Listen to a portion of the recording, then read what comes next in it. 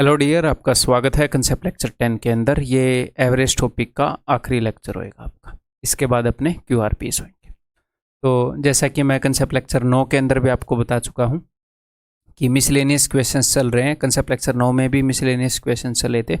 इसके अंदर जो बचे हुए मिसलेनियस क्वेश्चंस हैं वो होंगे और काफ़ी मज़ेदार ये क्वेश्चंस होने वाले हैं। एवरेज के कुछ यूनिक क्वेश्चंस आपको यहाँ पर देखने को मिलेंगे। तो बढ़िया से तसल्ली से पेन नोटबुक लेकर बढ़िया मूड बनाकर हाथ मुंह धोकर ज़िंदगी में कोई भी परेशानी है उसको भुलाकर, बिकॉज यही चीज़ आपकी परेशानियों को सॉल्व करेगी। तो ध्यान से आपने पढ़ना है, ठीक है। तो चलिए हम स्टार्ट करते हैं। फिर आपका पूरा ध्यान मैं यहाँ पर रिक्वेस्ट करता हूँ देने के लिए, प्लीज़ इसे मानना, ताकि हम जो भी समय आपस में व्यतीत करें वो फ्रूटफुल हो, ठीक।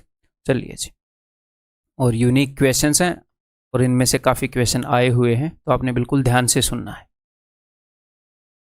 और मेरे बताने से पहले हर एक क्वेश्चन को करना है। एक बार इस क्वेश्चन को भी, द नंबर्स 2, 3, 4 एंड 5 ओकर दिस एंड दिस टाइम्स। इसका मतलब क्या है कि नंबर 2 जो है वो इतनी बार आया। सर कितनी बार आया, ये डिपेंड करता है के ऊपर। अगर के की वैल्यू 1 है तो 5 एकम 5 और तो 7 बार आया। अब के की वैल्यू हमें पता नहीं, तो नंबर 2 इतनी बार आया, नंबर 3 इतनी बार आया, नंबर 4 इतनी बार आया और नंबर 5 इतनी बार आया, ठीक है। रिस्पेक्टिवली आदर के साथ आए हैं सारे। The average of the numbers is 2.85 और इन सारे नंबर्स की जो एवरेज है वो 2.85 है, ठीक है। Later on the number 2 was replaced by 6 in all the places. उसके बाद ये जो नंबर 2 है इसको 6 से रिप्लेस कर दिया गया। तो आपने बताना है एवरेज क्या होगी। तो इसको तो हम बाद में बता पाएंगे, पहले यहाँ तक ही देख लें हम मामला क्या है। तो यहाँ तक एक इक्वेशन बनाने की कोशिश करो अगर आप बना पा रहे हो तो। तो इसने ये बताया कि कुछ नंबर हैं उनकी एवरेज इतनी है। अगर उनकी एवरेज इतनी है तो सम कैसे निकाल सकते हो? सम होएगा average into number of values, जितने भी वैल्यूज हैं, ठीक है। ऐसे ही कर लेते हैं फिर। तो मैं सबके सम को इक्वेट करूंगा, दो तरीके से लिखूंगा। तो नंबर 2 जो है वो इतनी बार आया तो सम क्या हो जाएगा? नंबर 2 मान लो 10 बार आया होता तो 2 इंटू 10 20, तो वही करेंगे 2 इंटू दिस। तो 2 इंटू दिस करेंगे तो क्या आएगा? तो 2 इंटू 2 प्लस 5 के कर रहा हूँ, 2 दूनी 4, 2 5 10 के, प्लस नंबर 3 इतनी बार आया है तो 3 5 15 के माइनस 21, 3 7 21, 4 दूनी 8 के और 4 3 12, ठीक। 5 इंटू के 5 के प्लस 5 दूनी 10।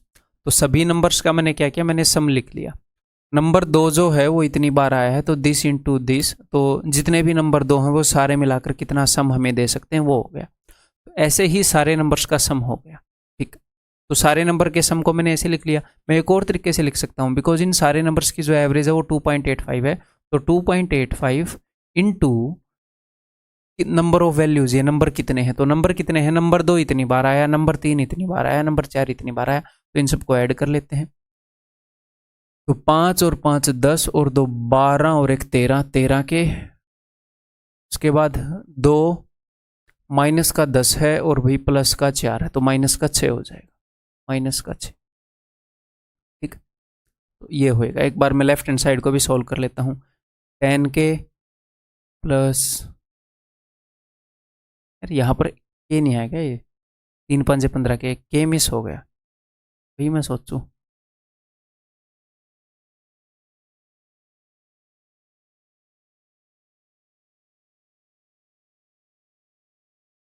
15 के माइनस 21, ठीक है। 10 के 15 के 25, 25 और 8 33, 33 और 5 38, 38 के 38 के।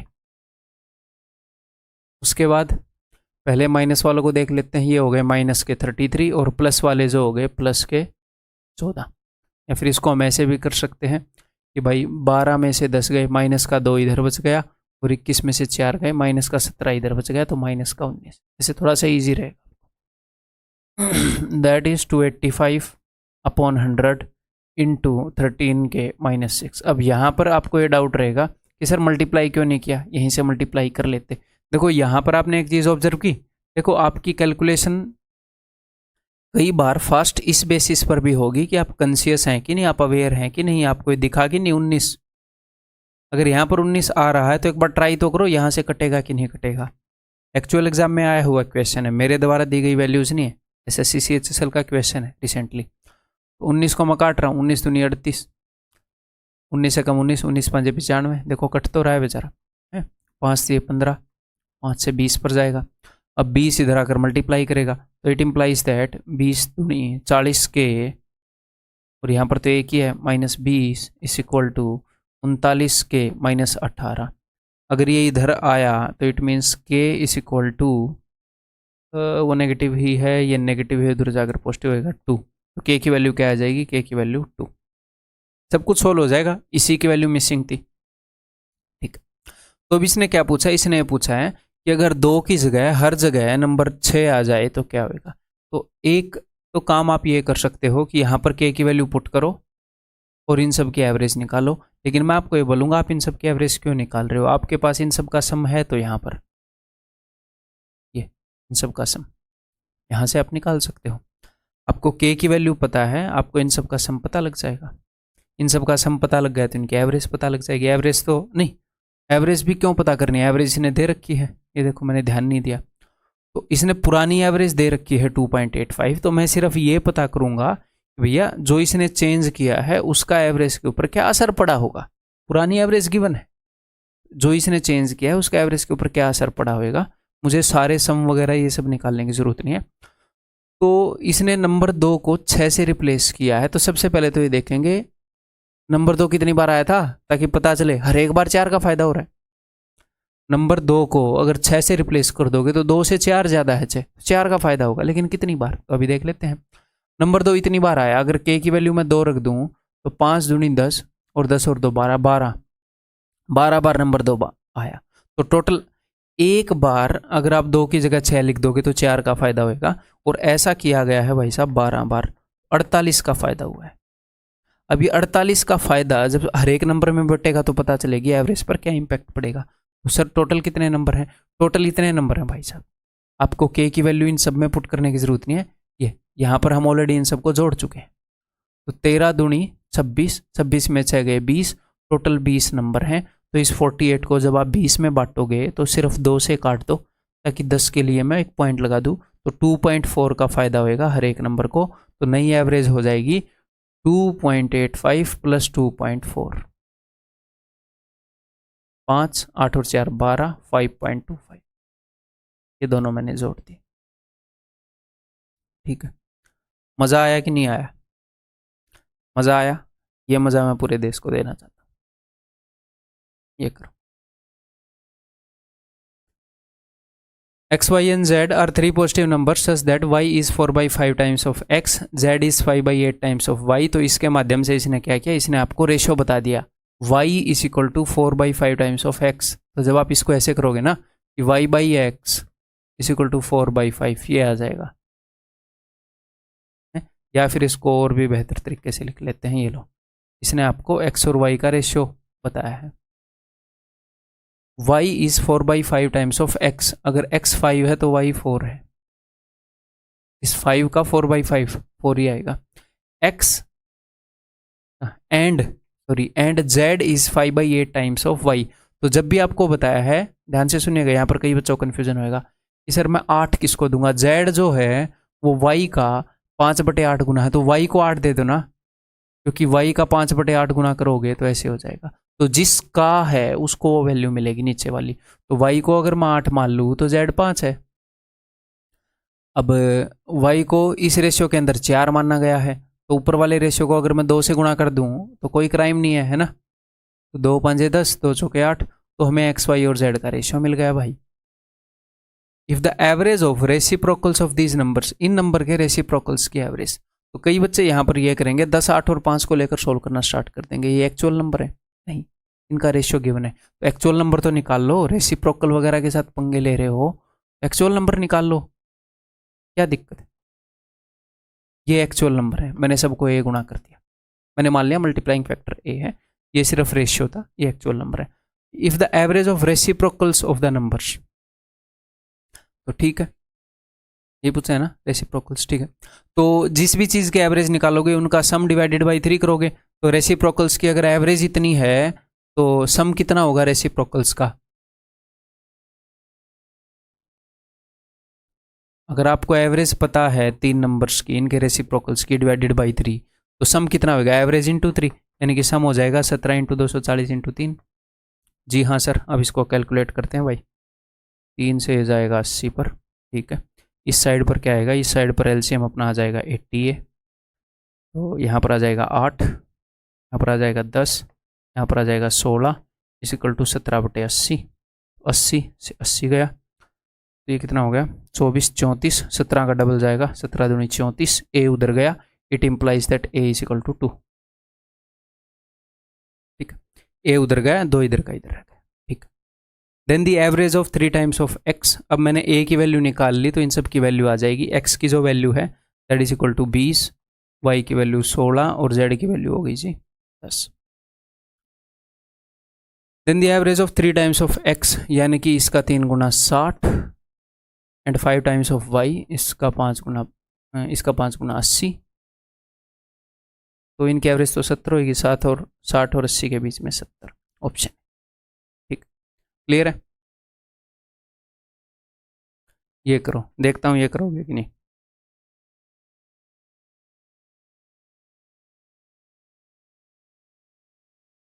एसी का भी अलग ही मूड होता है। पहले 26 डिग्री के अंदर ये मतलब सर्दी कर देता था, आज गर्मी कर रहा है।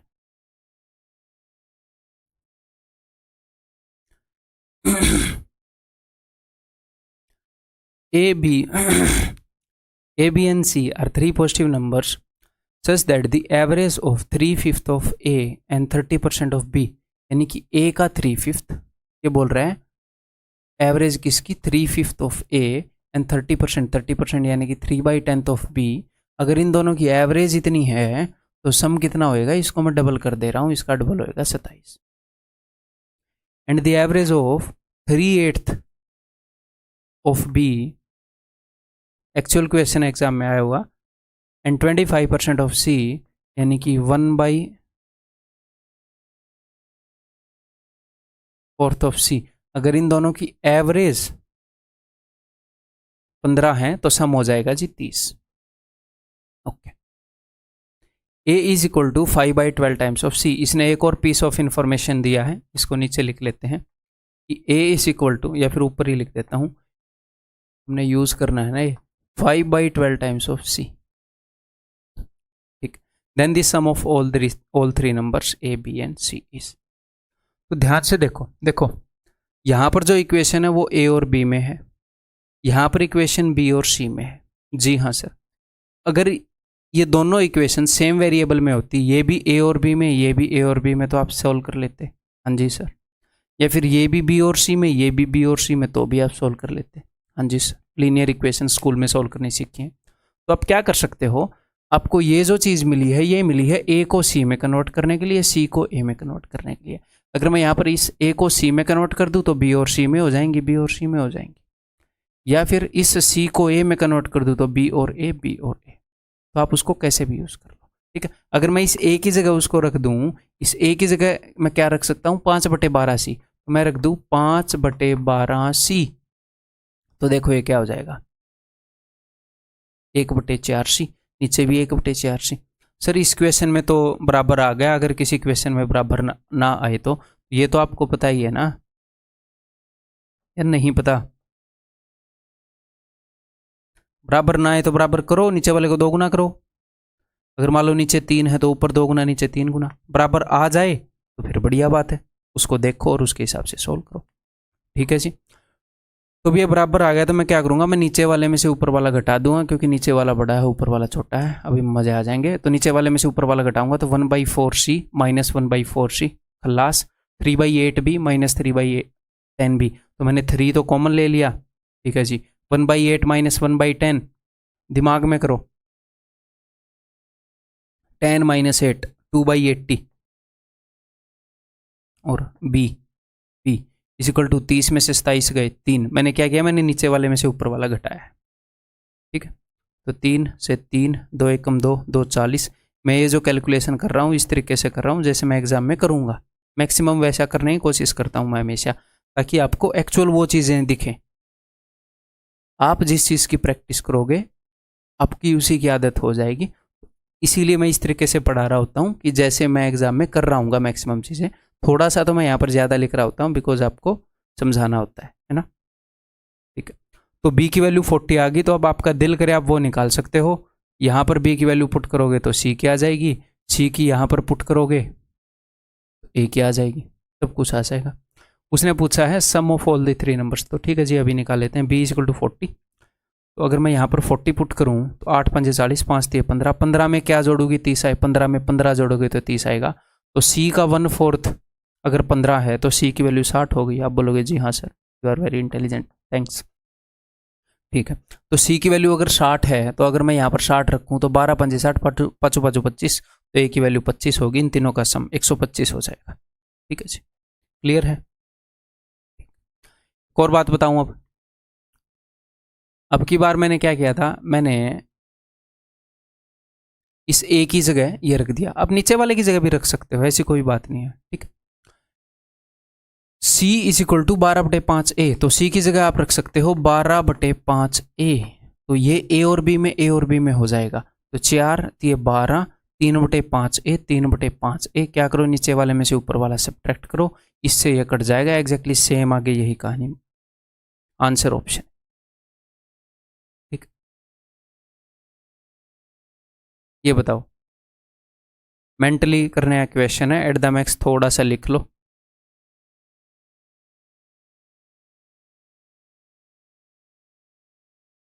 While listing n consecutive even numbers for determining their average, the last number by mistake got replaced by the next odd number।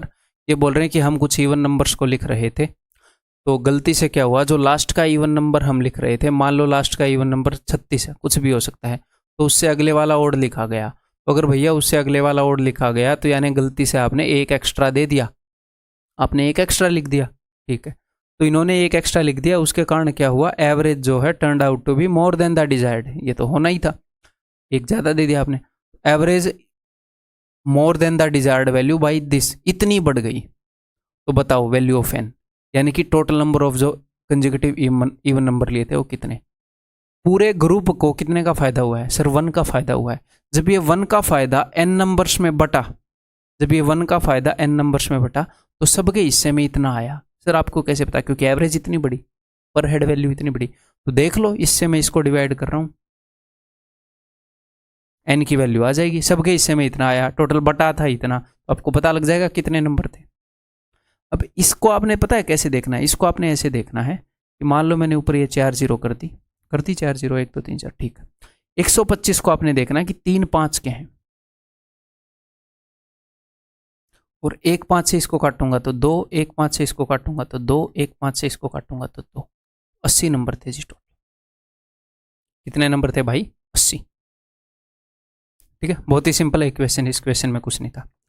ये बताओ, ये देखता हूं आप करोगे कि नहीं, और करोगे तो कितने छोटे तरीके से करोगे।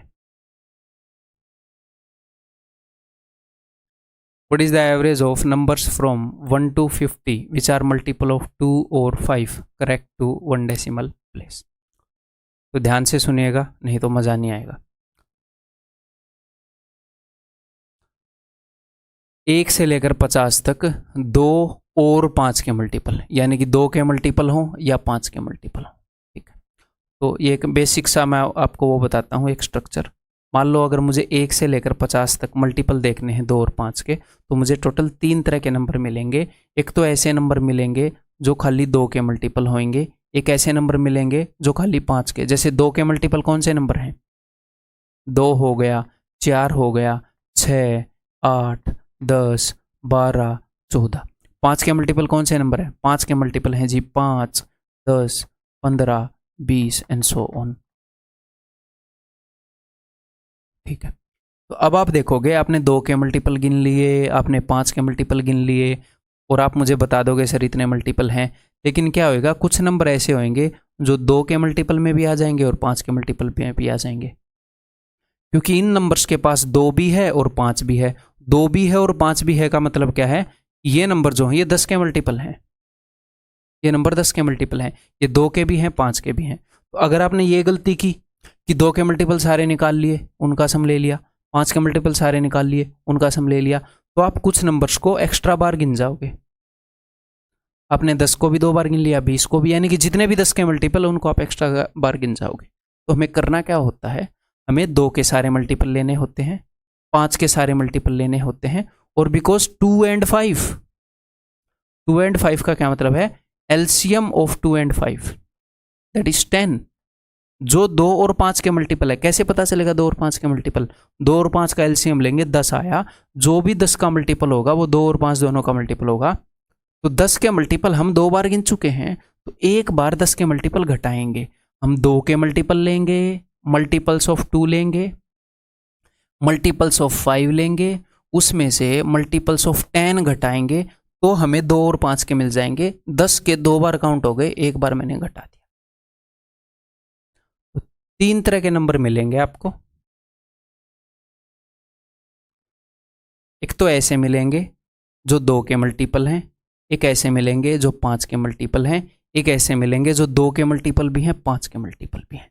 2 के मल्टीपल इस घेरे में पड़े हैं, 5 के मल्टीपल इस घेरे में पड़े हैं, तो जो एरिया कॉमन आ गया, ऐसे नंबर है यहाँ पर जो 2 के भी हैं, 5 के भी, यानी कि ये 10 के मल्टीपल है। तो हम करेंगे क्या, बेसिक स्ट्रक्चर बताऊं, एवरेज कैसे निकलती है, हमने एवरेज निकालनी है सर एवरेज निकलती है sum of values divided by number of values. तो हम क्या करेंगे, हम सम लेंगे of all the multiples of 2, 2 के मल्टीपल का सम, 5 के मल्टीपल्स का सम, माइनस हम 10 के मल्टीपल का सम घटा देंगे सर,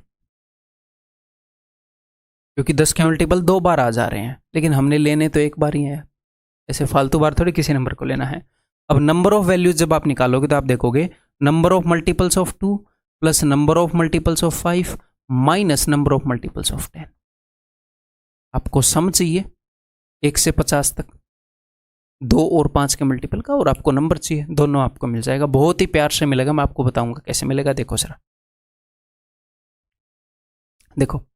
तो 2 के मल्टीपल 1 से 50 तक उनका हमें सम चाहिए, तो 2 का तो ये तो एपी में होंगे ना भाई, 2 के मल्टीपल है, किसी भी चीज़ के मल्टीपल एपी में होंगे, उनके बीच में 2 का ही गैप होएगा, 2 4 6 8। तो 2 का पहला मल्टीपल क्या है, आप बोलोगे सर 2, और 2 का आखिरी मल्टीपल क्या है, आप बोलोगे सर 50, 1 से 50 तक, फ्रॉम 1 to 50।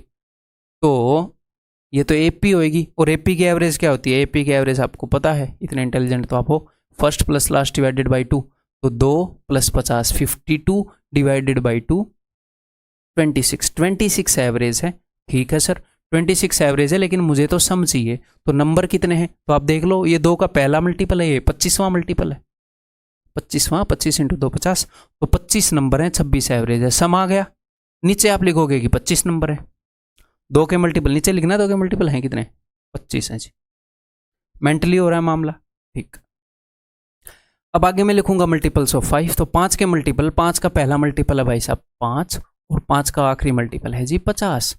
तो एवरेज कितनी हो गई, 5 + 50 55 डिवाइडेड बाई 2, ये एवरेज है। लेकिन मैं एवरेज में इंटरेस्टेड हूँ ही नहीं, मैं सम में इंटरेस्टेड हूँ। एवरेज होगी 55 डिवाइडेड बाई 2, टोटल मल्टीपल कितने हैं, 5 से लेकर 50 तक 10 हैं, ये 10वां मल्टीपल है, 10 हैं भाई। तो एवरेज कितनी हो, तो सम कितना हो जाएगा 55 × 5, 2 5 10। तो टोटल मल्टीपल कितने हैं, 10 10 दिख तो रहे हैं, 5 से लेकर 50 तक 10, मैंने नीचे लिख दिया 10। ठीक, अब 10 के मल्टीपल्स का सम घटाना है, तो अभी घटा देते हैं। 10 का पहला मल्टीपल कौन सा है, 1 से 50 तक, सर 10 है। आखिरी मल्टीपल कौन सा है, सर 50 है। तो एवरेज क्या हो जाएगी, 10 + 50 डिवाइडेड बाई 2, यानी कि 30। एवरेज 30 है, और नंबर कितने हैं, नंबर हैं जी 5। 10 से लेकर 50 तक नंबर कितने हैं, 5। तो मैं 5 को घटा देता हूँ। ठीक है मेरे भाई, बस। अब यहाँ पर एक और काम आप कर सकते हो, क्या काम कर सकते हो, या तो इसको पूरा सॉल्व कर लो, या फिर हर एक के अंदर 5 कॉमन है, 5 को घटा दो। ये कितना हो जाएगा, 25 और 10 35 में से 5 गए, नीचे है 30, तो मैं 5 को ऊपर नीचे से काट रहा हूँ, 5 5 25, 5 के 30, तो 26 5 130, 130 में से 30 गया 100, 155, ऊपर आ गया 155 है ना, और नीचे आ गया 6। अच्छा, पॉइंट में आएगी क्या, 6 दूनी 12, 6 5 30, 25.83, 3333 ऐसे चलता रहेगा। ये रहा ऑप्शन बी। क्लियर है, समझ में आ गई। आगे से कभी भी ऐसा क्वेश्चन आएगा तो कर दोगे, एक और क्वेश्चन कर लो कि भाई 3 और 4 के मल्टीपल 50 तक, उनकी एवरेज खुद निकाल लो। रैंडमली बता रहा हूँ, प्रैक्टिस के लिए अच्छा रहेगा आपके लिए, ऐसे निकाल लो। ठीक है, अब इसी क्वेश्चन को अगर मैं दूसरे तरीके से करने की सोचूं तो देखो, देखते हैं। तो हमें वो वाले नंबर निकालने हैं जो इस एरिया में हो, वो उन सारे नंबर्स को ऐड करना है। इस एरिया में कौन से होंगे? इस एरिया में होंगे 2 के मल्टीपल, ये ऐसे मान,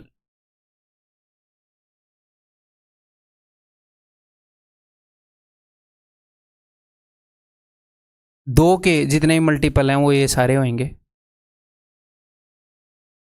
5 के मल्टीपल ये सारे होंगे। मैं जस्ट आपको पिक्टोरियली दिखा रहा हूँ।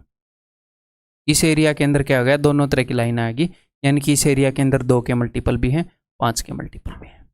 ठीक, ठीक है जी। हमें ओवरऑल क्या करना है, हमें बस ये निकालना है कि कोई भी नंबर 2 बार काउंट ना हो, 2 के और 5 के सारे मल्टीपल का हमने एवरेज निकालना है। तो मैं क्या करूँगा, मुझे बस ये पूरा एरिया कवर करना है किसी तरह। तो मैं 2 के सारे मल्टीपल ले लूँ, अगर मैं 2 के सारे मल्टीपल ले लूँ और उसके बाद मैं 5 के सिर्फ वो मल्टीपल लूँ जो 2 के मल्टीपल ना हो, आप समझ गए?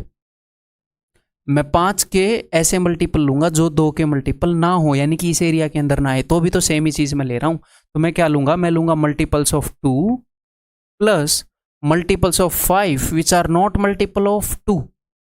ऐसे नंबर जिसके अंदर 5 तो है लेकिन 2 नहीं है, इवन नहीं है, 5 के इवन मल्टीपल नहीं लेने, 5 के सिर्फ ऑड मल्टीपल लेने, समझ गए? यानी कि पहला क्या होएगा, पहला होएगा 5, फिर 10 नहीं लेना, फिर लेना 15, फिर 25, फिर 35 एंड सो ऑन। कहाँ तक? सर 45 तक। ये बीच वाले नंबर लिखने जरूरी नहीं थे। कहाँ तक? सर 45 तक। 50 तो इवन मल्टीपल आ जाएगा। ठीक है, तो multiples of 2, multiples of 5 and जो कि 2 के मल्टीपल नहीं है। ठीक है, और नीचे भी उन्हीं की संख्या हम लिख देंगे। ठीक है, number of multiples of 2, number of multiples of 5 जो कि 2 के मल्टीपल नहीं है। जस्ट आपको एक दूसरा पर्सपेक्टिव में दे रहा हूँ। तो मल्टीपल ऑफ 2 की एवरेज तो आपकी निकली पड़ी है सभी की। ठीक है, 1 से लेकर 50 तक पहला 2 का मल्टीपल 2, आखिरी वाला 50। ठीक है, तो एवरेज आई थी जी अपनी 26, टोटल मल्टीपल थे 25। ठीक है, प्लस अब 5 का पहला मल्टीपल ये जो भी हमें चाहिए उसके अंदर आखिरी है, तो एवरेज क्या हो जाएगी, 5 + 45, 50/2 यानी कि 25। और ऐसे नंबर कितने हैं, ये 5 का पहला मल्टीपल है, ये तीसरा मल्टीपल है, ये 5वां सिर्फ ओड। 1 से लेकर 9 तक ये एपी की सीरीज है। 1 से लेकर 9 तक टोटल कितने हो जाएंगे जी, तो 1 3 5 7 9, 5 हो जाएंगे टोटल। यहाँ पर तो चलो हम ऐसे ही गिन सकते हैं, 1 3 5 7 9, 5 हो जाएंगे टोटल। तो ऐसे 5 नंबर हैं, तो बस इसको सोल्व कर लो, एग्जैक्टली सेम ही आंसर आएगा। क्लियर है? आगे बढ़ते हैं भैया, ये करो। ये देखता हूँ कितने लोग बताएंगे यहाँ पर, कितने लोग पैटर्न पकड़ पाएंगे। Arithmetic mean of the following numbers, इनका अरिथमेटिक मीन क्या होएगा? तो अरिथमेटिक मीन का मतलब है भाई एवरेज निकालना। तो एवरेज कैसे निकलेगी? एवरेज निकलेगी sum of numbers upon sum of values upon number of values. ठीक, अब मैं अगर इनका सम करूंगा तो ध्यान से एक बार देखिएगा, ये है 1, इन दोनों का सम कितना होएगा? इन दोनों का सम होएगा 4। इन तीनों का सम कितना होएगा? इन तीनों का सम होएगा 9, 3 3 3। या फिर और दूसरे तरीके से देखते हैं, आपको और क्लियर दिखेगा। 1 को मैंने लिया है 1 बार, ठीक है, फिर मैंने 2 को लिया 2 बार, ठीक है, फिर मैंने 3 को लिया 3 बार, फिर मैंने 4 को लिया 4 बार। तो ये मैं कर क्या रहा हूँ, 1 ये 2 का स्क्वायर, 1 को 1 बार तो 1 का स्क्वायर, 1 × 1 3 का स्क्वायर, 4 का स्क्वायर। अच्छा, अगर मैं इन सब का सम करने लगा तो 1 का स्क्वायर, इन सब का सम 2 का स्क्वायर, इन सब का सम 3 का स्क्वायर, तो मुझे 1 square 2 square and so on 7 के स्क्वायर तक जाना पड़ेगा। अब नंबर ऑफ वैल्यूज नीचे, तो 1 कितनी बार आया? 1 बार। अब सम नहीं निकालना, ये निकालना कितने नंबर हैं। 2 कितनी बार आया है? सर 2 बार आया है। 3 कितनी बार आया है? सर 3 बार। 4 कितनी बार? 4 बार। 7 कितनी बार? 7 बार। तो नीचे आपको लिखना है, यानी कि हमें सिग्मा 7 स्क्वायर अपॉन सिग्मा 7, यानी कि 1 से लेकर 7 तक सबके स्क्वायर का सम। तो इसके लिए तो मैं आपको फॉर्मूले बता चुका हूँ, फिर से बता देता हूँ।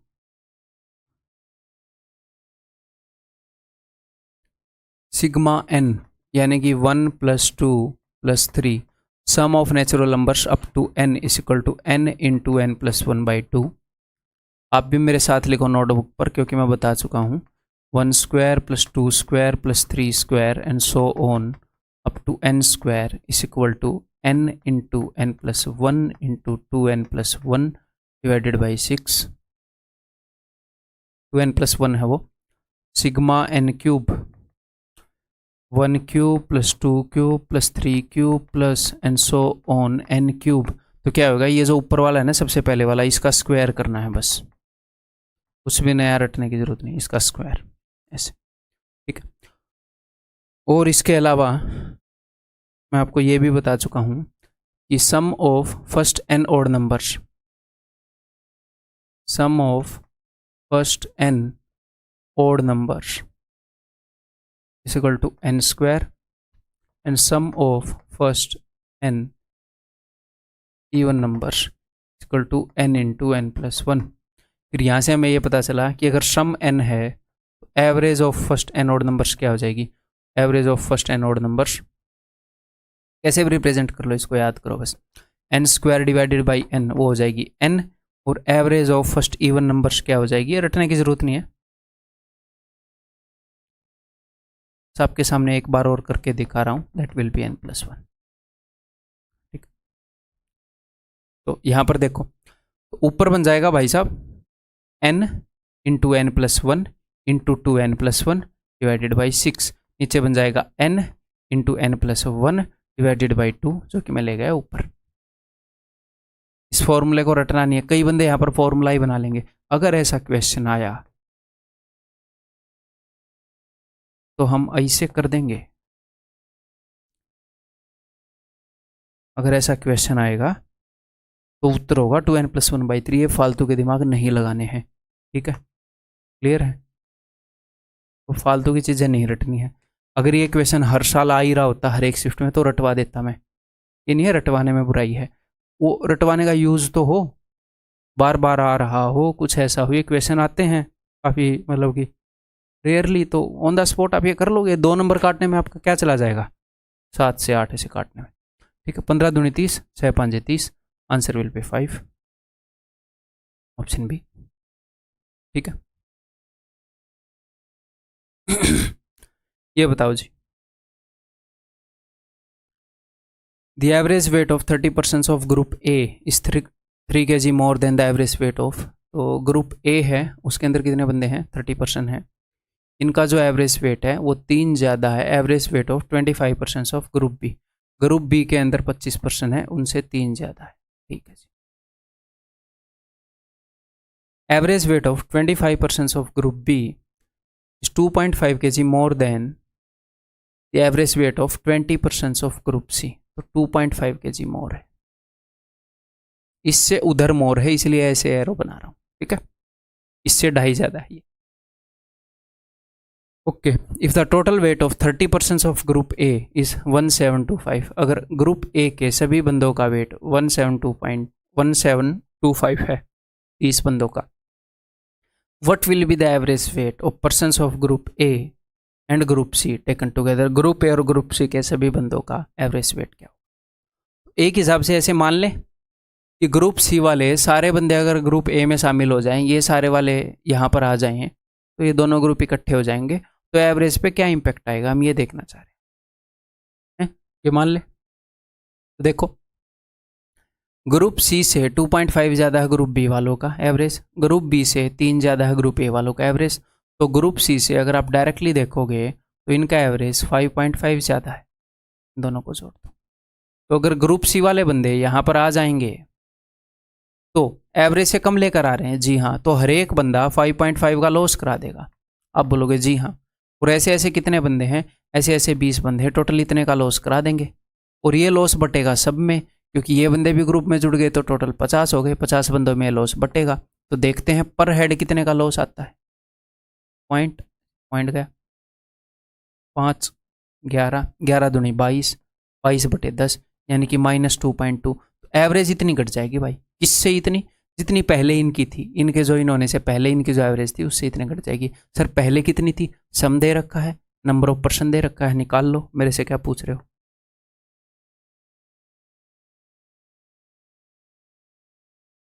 3 पंजे 15, 3 7 21, 3 पंजे 15, तो इट वॉज 57.5। अब 2.2 घट जाएगी तो ये हो जाएगी जी 55.3। बस ऑप्शन है। ठीक, क्लियर है। आया हुआ क्वेश्चन है, ये बताओ आया हुआ क्वेश्चन है।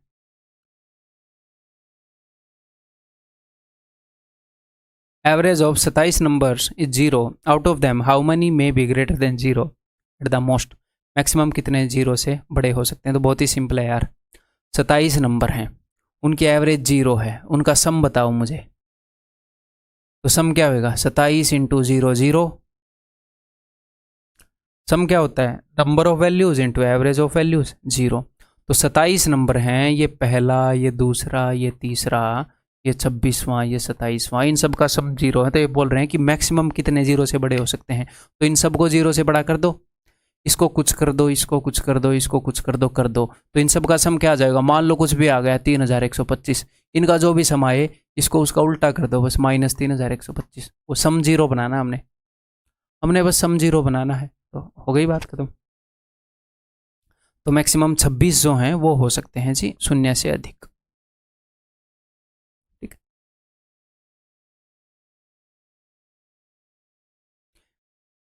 मिनिमम कितने 0 से अधिक हो सकते हैं।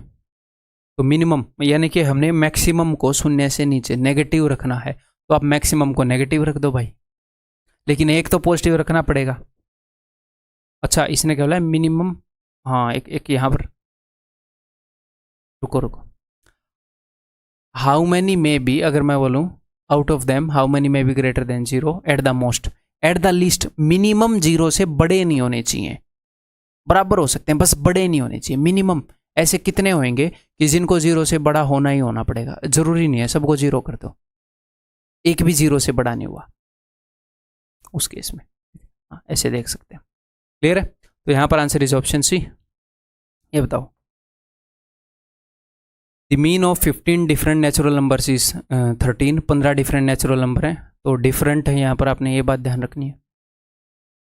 The maximum value of the second largest, second largest की मैक्सिमम वैल्यू, तो एक लार्जेस्ट होएगा यहाँ पर, एक सबसे बड़ा होएगा और ये सेकंड लार्जेस्ट होएगा। तो एक बात तो आपको पता है कि सेकंड लार्जेस्ट से बड़ा होएगा लार्जेस्ट, हमने इसकी मैक्सिमम वैल्यू बतानी है, इसको मैक्सिमाइज करना है।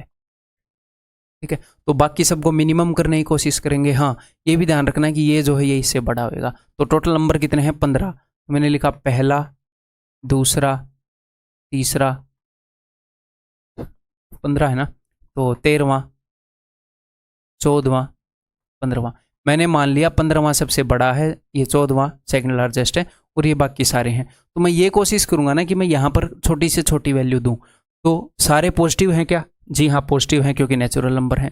तो मैं सबको ऐसे दे सकता हूँ, इसको भी 1, इसको भी 1, इसको भी 1, इसको भी 1 दे सकता हूँ, ये मिनिमम रहेंगे। लेकिन यहाँ पर एक गड़बड़ हो जाएगी, उसने बोला है कि डिफरेंट हैं, सारे अलग अलग हैं। अगर वो डिफरेंट वर्ड यूज ना करता तो मैं सबको 1 दे देता कि ले भाई मर, छोटे छोटा देना, अब अलग अलग देना पड़ेगा। तो ठीक है, अगर एक वैल्यू को आपने 1 दे दिया तो अब एक यूज नहीं कर सकते, फिर 2 दोगे, फिर 3 दोगे, 4 5 ऐसे 13 तक दोगे, ये तो देना पड़ेगा बिकॉज डिफरेंट देना है। इन सब का सम क्या हो जाएगा, पहले 13 नेचुरल नंबर का sum n into n plus 1/2, 13 7 91। Clear, formula पता। ठीक, यहां तक सम 91 हो गया। तो फिर ये वाला सम क्या होएगा, टोटल सम कितना है भाई, 13 डिफरेंट नंबर हैं, सॉरी 15 नंबर हैं, एवरेज 13 है, 15 3 45, 195 सम है सबका, उसमें से 91 जा चुका है, 104। तो इन दोनों का सम होगा 104। 104 को बराबर बराबर बांट दो। फिर आपको ध्यान आएगा कि भाई साहब ये बड़ा है ये छोटा है, तो एक काम करो यहाँ से एक उठा के उसको दे दो। क्यों सर 0.1 क्यों ना दे दूँ, ऐसे तो 0.001 दे दो, ये नेचुरल नंबर है 1 देना पड़ेगा। तो यहाँ से एक उठा के उसको दे दो, ये भाई साहब हो जाएंगे 54, ये रह जाएंगे 51। ठीक है, इसको बड़ा भी कर दिया, इसको मैक्स वैल्यू भी मिल गई, तो इसकी मैक्सिमम वैल्यू 51 हो सकती है। ठीक है। ये बताओ।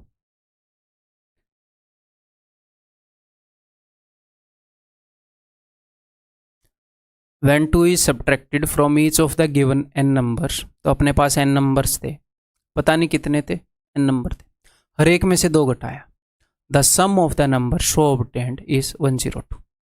ठीक, हमारे पास कुछ नंबर थे, सब में से हमने 2 घटा दिया, तो जो सम आया वो 102 आया।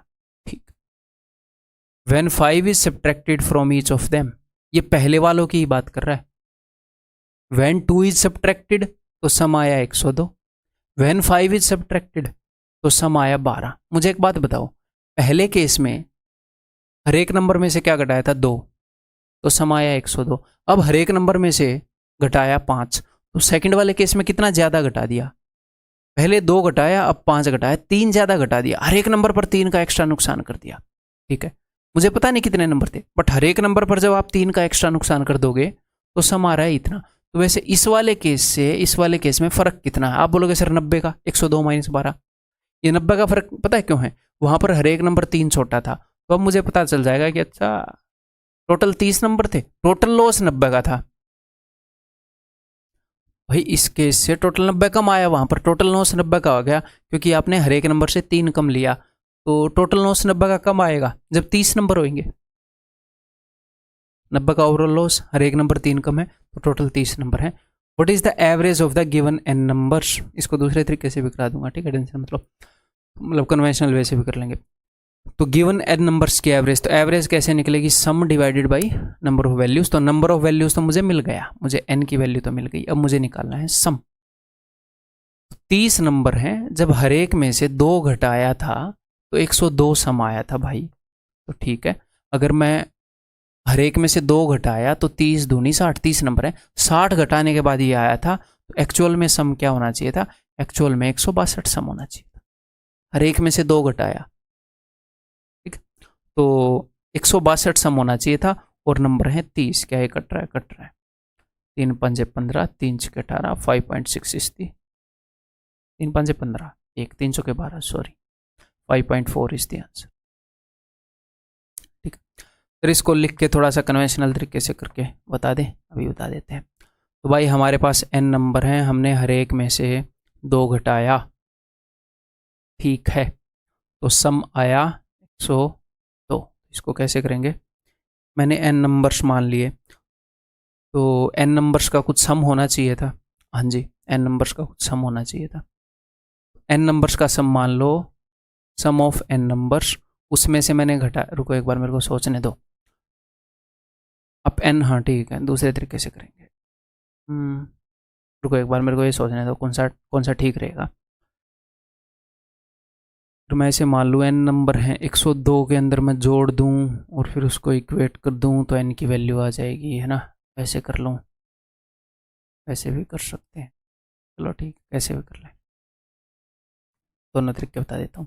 मैंने मान लिया कि जो n नंबर्स हैं उनका सम जो है ये है, सम n नंबर्स का, उस सम में से मैंने कुछ घटाया। मैंने क्या घटाया, मैंने हर एक नंबर में से 2 घटाया। नंबर कितने हैं, n, तो भैया मैंने घटा दिया 2n।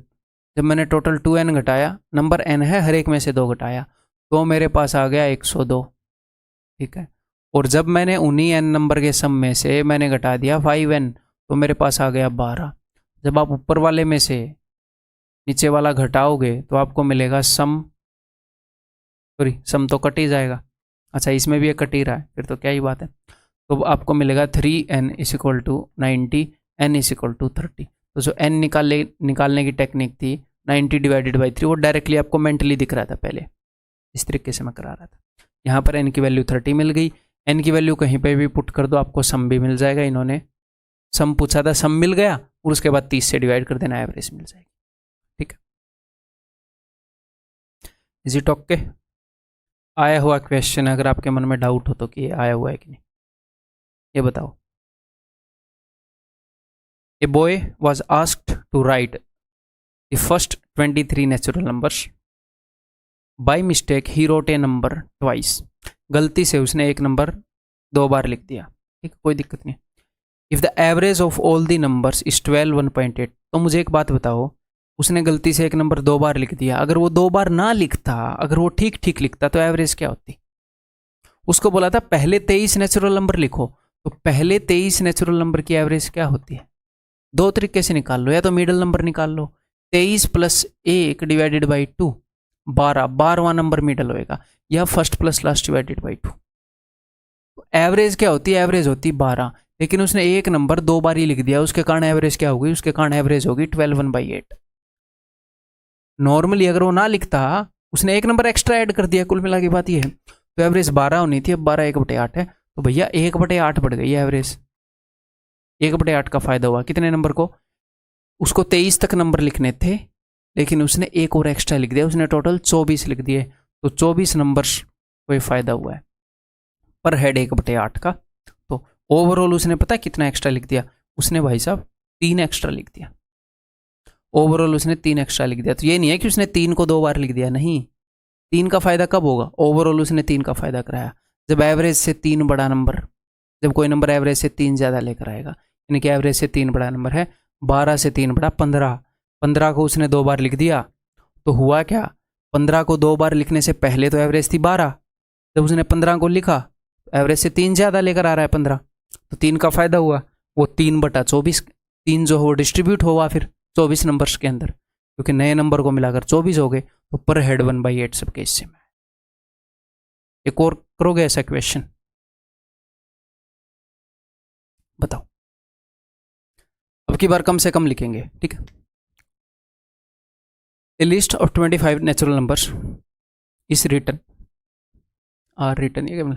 ए लिस्ट, लिस्ट जो नाउन है, एक है ना, ये तो सिंगुलर ही जाएगा, is written on a board, what number must be deleted from this list so that the average of the remaining numbers should be this. कौन सा नंबर मैं डिलीट कर दूं ताकि एवरेज इतनी हो जाए? तो 1 से लेकर 25 तक नंबर लिखे हैं, उनकी एवरेज कितनी है? 25 नेचुरल नंबर, तो बीच में 13वां नंबर आएगा, 13 एवरेज एपी में है, एवरेज है 13, या फिर 1 + 25 डिवाइडेड बाई 2। तो अब मैं कौन से नंबर को डिलीट कर दूं कि एवरेज इतनी हो जाए? तो यानी कि एवरेज बढ़ जाए, यानी कि पर हेड 1/6 का फायदा चाहिए हमें। टोटल कितने नंबर को? एक नंबर डिलीट करोगे तो 24 बच जाएंगे, मतलब पर हेड 1/6 का हमें फायदा चाहिए, टोटल 24 नंबर है, हमें टोटल 4 का फायदा चाहिए। तो 4 का फायदा कब होगा? हमने एक बंदे को भेजना है, जब वो एवरेज से ज़्यादा ले जाएगा या कम ले जाएगा? जब ज़्यादा लेकर जाएगा तो नुकसान होएगा। तो एवरेज है 13, 13 से 4 ज़्यादा 17 लेकर चला गया भाई साहब, 17 ज़्यादा लेकर चला गया। जो डिलीट करना है, सॉरी 17 ज़्यादा नहीं, 4 ज़्यादा, वो 17 डिलीट करना है, ठीक। बताओ, the average of this, this and this is equal to average of this, this and this, find the difference between x and y। तो देखो, इसकी एवरेज और इसकी एवरेज बराबर है, तो कई बार एक तो बच्चे करते क्या है, इनका सम इक्वेट कर देते हैं। भाई इनका सम इक्वल नहीं बोला, इनकी एवरेज इक्वल बोली है, सम को क्यों इक्वेट कर दोगे? तो सम ही इक्वेट कर देते हैं और फिर उत्तर भी निकाल के मिलते हैं। तो भाई एवरेज बोली है, इनकी एवरेज क्या होगी? इनकी एवरेज होगी ये इक्वल है इनकी एवरेज के। आपको ये क्वेश्चन सॉल्व करने की जरूरत ही नहीं, आपको खुद ही पता चल जाएगा। अब आप करोगे क्रॉस मल्टीप्लाई, ठीक है, पहले इनको जोड़ना मत, नॉर्मली बात को सुनो। करोगे क्रॉस मल्टीप्लाई तो यहाँ पर आपको मिलेगा 4x, वहाँ पर आपको मिलेगा 3y, 3y को इधर लेकर आओगे तो आपको 4x और 3y का डिफरेंस मिलेगा, ना कि x और y का। तो सर ठीक है, 4x और 3y का मिलेगा, तो फिर x और y का डिफरेंस कैसे बताऊँ? नहीं बता सकते। आपको इसको 4 से गुणा करोगे, इसको 3 से, कोई ना कोई इक्वेशन मिलेगी, मान लो, मुझे पता नहीं क्या मिलेगा, मैंने सोल्व नहीं किया इस इक्वेशन को आज तक। तो 4x - 3y कुछ ना कुछ मिलेगा, इससे आप x - y बना ही नहीं सकते, एक ही इक्वेशन है ना, कैसे बनाओगे? अगर 4x - 4y मिलता तो भी बात होती। तो यहाँ पर आंसर क्या हो जाएगा? Can not be found. ठीक है, क्लियर है? While finding the average of 6 2-digit numbers, 6 2-digit number हैं, student reverse the digit of one number से n। एक स्टूडेंट ने एक नंबर के डिजिट्स को रिवर्स कर दिया, hence he got the answer 6 more than the actual. तो आंसर 6 ज़्यादा आया, यानी कि एवरेज 6 ज़्यादा निकली। यानी कि जब उसने एक नंबर n है, मान लो वो नंबर है AB, इसकी जगह उसने BA लिख दिया, ठीक है, तो एवरेज 6 बढ़ गई, आंसर 6 ज़्यादा आया। तो यानी कि 6 का फायदा हुआ पर हेड। टोटल नंबर कितने थे? टोटल नंबर थे 6। तो यानी कि ओवरऑल फायदा हुआ 36 का। ओवरऑल फायदा 36 का कब हुआ? जब ए बी की जगह बी ए लिख दिया। ठीक है, यानी कि उल्टा करने पर वो नंबर 36 बड़ा मिला। अब हम क्या पूछ रहे हैं? Which of the following can be the value of n? N की कौन सी वैल्यू हो सकती है? यानी कि अंकों को पलटने पर 36 बड़ा हो जाए। तो इसके लिए हर एक ऑप्शन को ऐसे चेक नहीं करना कि 36 बड़ा। नंबर सिस्टम में एक कंसेप्ट बताया था कि जब आप किसी नंबर के डिजिट्स को रिवर्स करते हैं तो इनके बीच में जो फर्क होता है, जो डिफरेंस आता है, वो होता है 9 into difference of digits.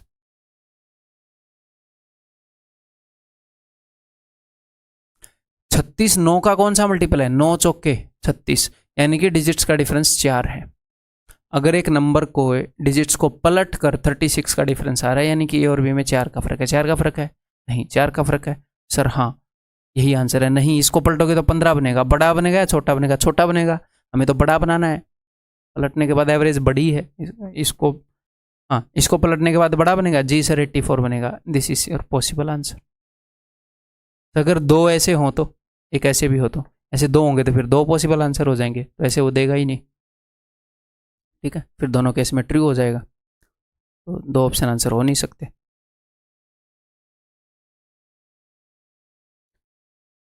In A school there are 5 classes, से 1 to 5 ऑफ 20 स्टूडेंट्स ईच। एक स्कूल के अंदर 5 क्लासेस हैं, हर एक क्लास के अंदर 20 स्टूडेंट है। मज़ेदार क्वेश्चन है, ठीक है, कंसेप्चुअल है, ना कि कैलकुलेटिव। ठीक है, the class weight is defined as the average weight of all the students of that class. अगर ये क्लास वेट टर्म को यूज़ करेगा, उसका मतलब है, क्लास वेट का मतलब है उस क्लास में जितने भी स्टूडेंट हैं उन सभी स्टूडेंट्स का, सॉरी और बोल गया क्या, फिर से बोल रहा हूँ, उस क्लास में जितने भी स्टूडेंट्स हैं उन सभी स्टूडेंट्स का एवरेज वेट क्लास वेट होगा।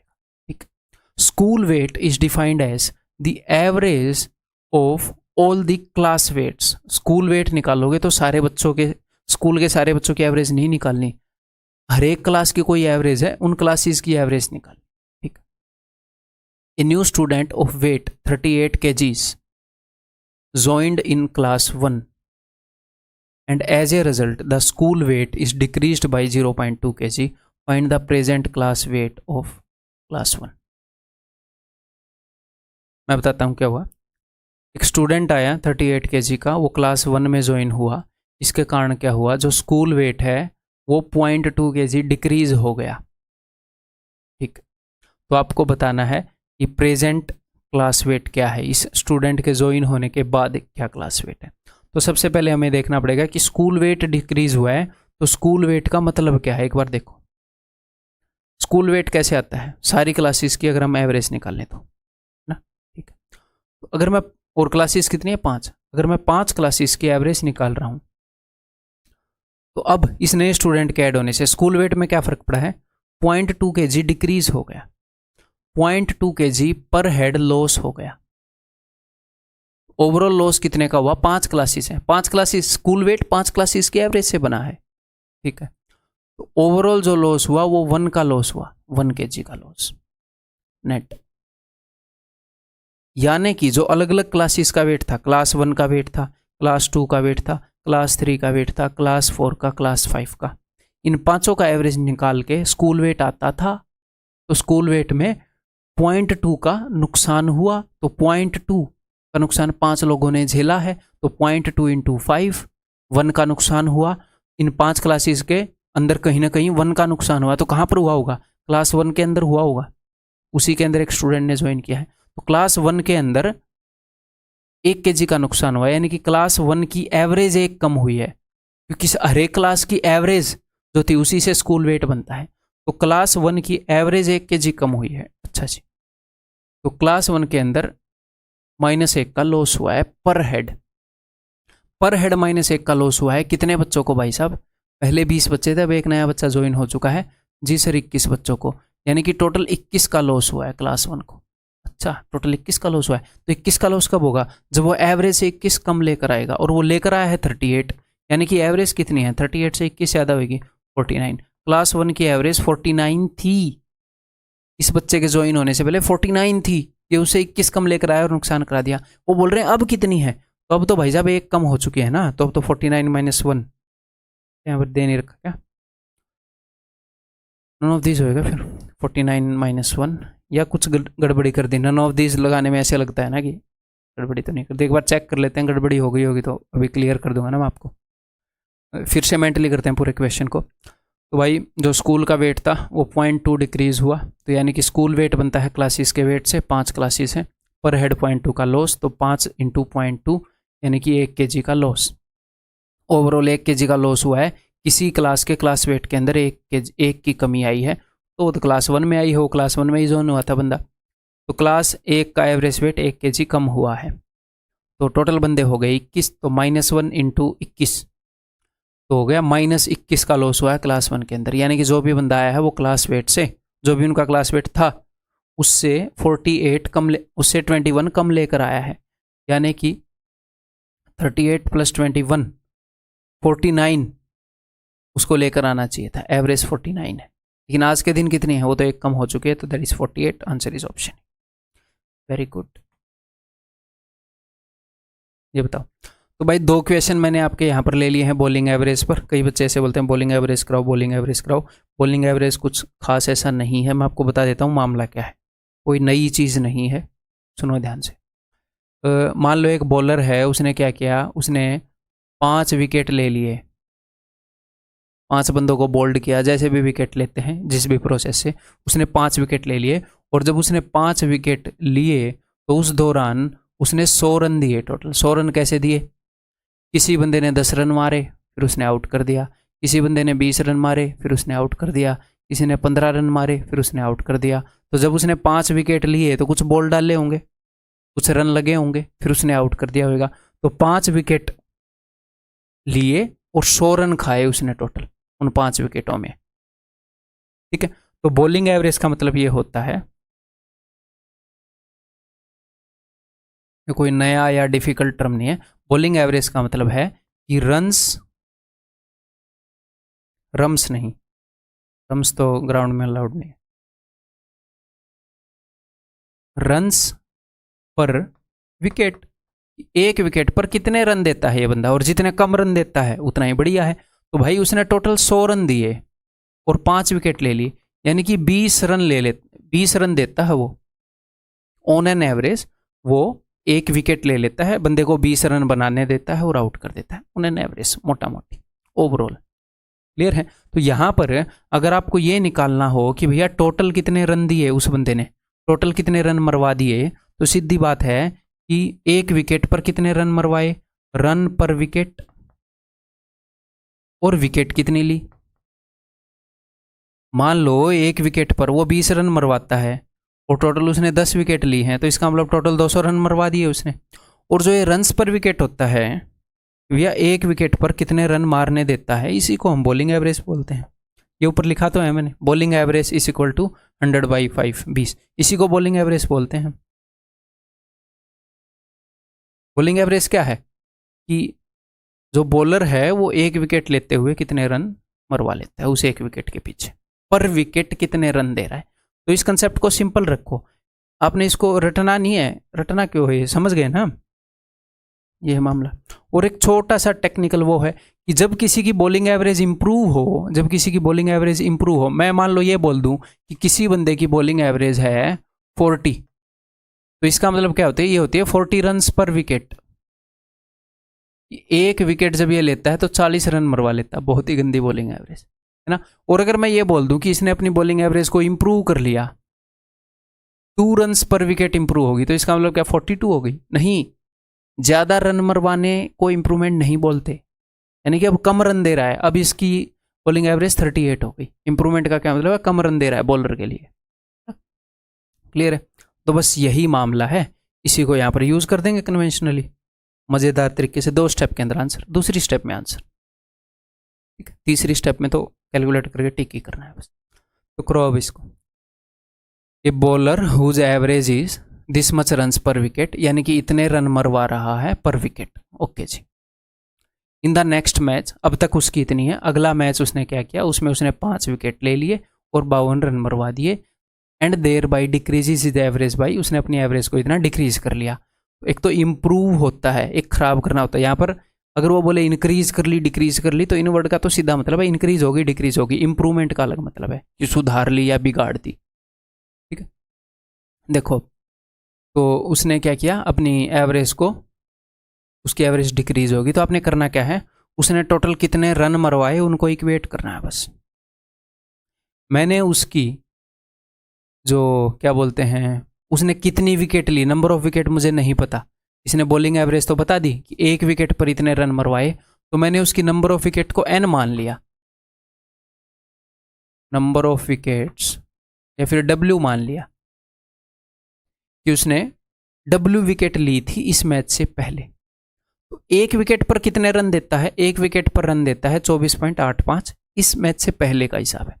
तो w विकेट ली थी, तो w विकेट पर कितने रन देगा, 24.85 इंटू डब्ल्यू।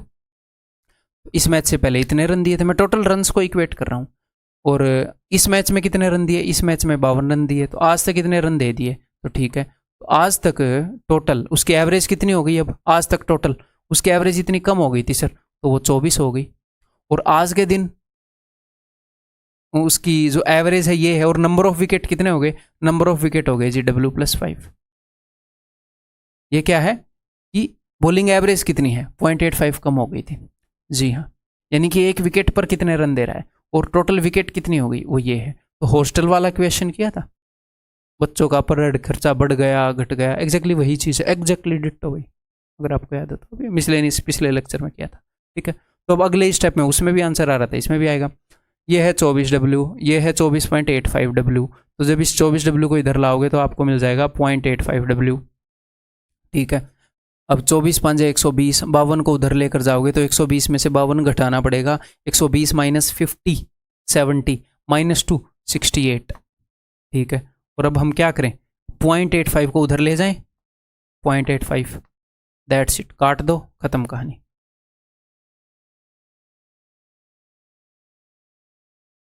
सत्रह चौके 17 पांजे, 5 से गया 20 पर, तो W=80, ठीक है। उसने क्या पूछा है, तो W=80 है कि इस मैच से पहले की विकेट मिली है। अगर वो बोलेगा आज तक की विकेट बताओ तो 80 + 5 85, इस मैच से पहले तक की बताओ तो 80। Number of wickets taken by him till the last match, last match तक, रुको, तो 80 हो जाएगा। एक बार देखने दो, इसका मतलब क्या है भाई, हिंदी में देखा, आखिरी मैच तक उसके द्वारा लिए गए, यार ये तो इसके मतलब पर डिपेंड करता है, फिर क्या कहना चाह रहा है। इन द नेक्स्ट मैच ही takes 5 wicket, bowler whose average is this runs per wicket, in the next match he did this, the number of wickets taken by him till the last match। आखिरी match तक तो उसके 80 होंगे यार, आखिरी match तक यानी कि आखिरी मैच से पहले तक, और आखिरी मैच को अगर इंक्लूड करोगे तो 85 होगी। ये तो इसकी स्टेटमेंट पर डिपेंड करता है, हम कैसे इंटरप्रेट करेंगे। लास्ट मैच तक, आखिरी मैच तक कितने विकेट थे,